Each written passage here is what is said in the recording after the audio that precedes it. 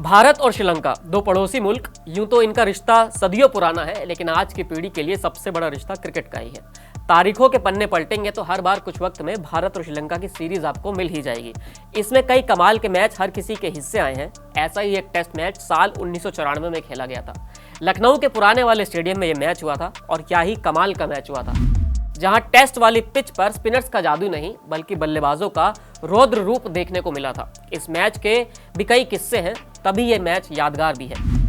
Hello नमस्ते, cricket की कहानियों में हम आजकल भारत और श्रीलंका के हुए कुछ बड़े मुकाबलों की बात कर रहे हैं। इसी कड़ी में आज किसी वनडे या T20 की नहीं बल्कि एक टेस्ट मैच की कहानी सुनाते हैं।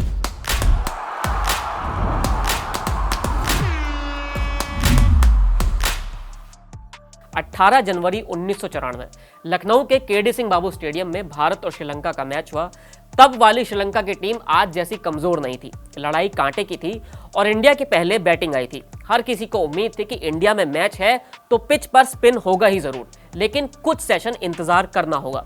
लेकिन इससे पहले कि पिच घूमे, सिद्धू का बल्ला घूम गया। मनोज प्रभाकर के साथ सिद्धू ने ओपनिंग की थी और 108 बॉल में सिर्फ 21 रन उस मैच में मनोज प्रभाकर ने बनाए थे।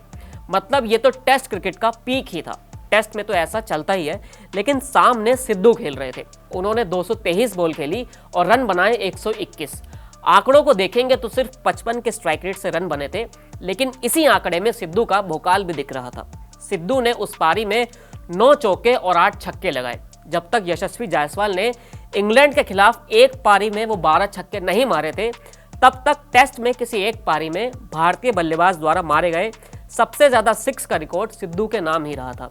इन्हीं में से 8 में से एक छक्का आकर तो मैदान के बाहर हजरतगंज की ओर जाती हुई सड़क पर आकर गिरा था। उस स्टेडियम की जो पिच बनाते थे उन्होंने भी यही कहा था कि इस मैदान पर सिर्फ सिद्धू ही 6 मार सकता था। सिद्धू के साथ साथ सचिन ने भी इस मैच में ताबड़तोड़ बैटिंग की थी। सचिन ने भी 142 रन रसीदे और 22 चौके मारे थे। दोनों की बैटिंग ने लखनऊ वालों का दिन बना दिया था। इंडिया की बैटिंग खत्म हुई तो कुल स्कोर बना 511। श्रीलंका की बैटिंग आई तो ओपनर के अलावा कोई भी नहीं चला। पहली पारी हो या फिर दूसरी, दोनों में यही हाल रहा। अनिल कुंबले ने कुल 11 विकेट उस मैच में निकाले और अंत में क्या हुआ कि इंडिया एक इनिंग और 119 रन से ये मैच जीत गई। इस मैच की एक कमाल की बात और भी रही। मुथैया मुरलीधरन का भारत में ये पहला टेस्ट मैच था। मुरलीधरन ने यहां आने से पहले गिनती के 10 ही मैच खेले थे, जिनमें वो 4-4 या 5-5 विकेट लेकर सामने वाली टीमों की हालत खराब कर चुके थे। मुरलीधरन ने इस मैच में भी 5 विकेट लिए और इंडिया में अपना नाम कर लिया। इस मैच के दौरान लखनऊ और दिल्ली के बीच टेलीफोन सेवाएं बाधित हो गई थी। जितने भी रिपोर्टर्स दिल्ली से आए थे अपनी रिपोर्ट्स फैक्स नहीं कर पाए थे। बड़े रिपोर्टर्स होटल चले गए, जुगाड़ लगाने वाले छोटे रिपोर्टर्स भिड़े हुए थे।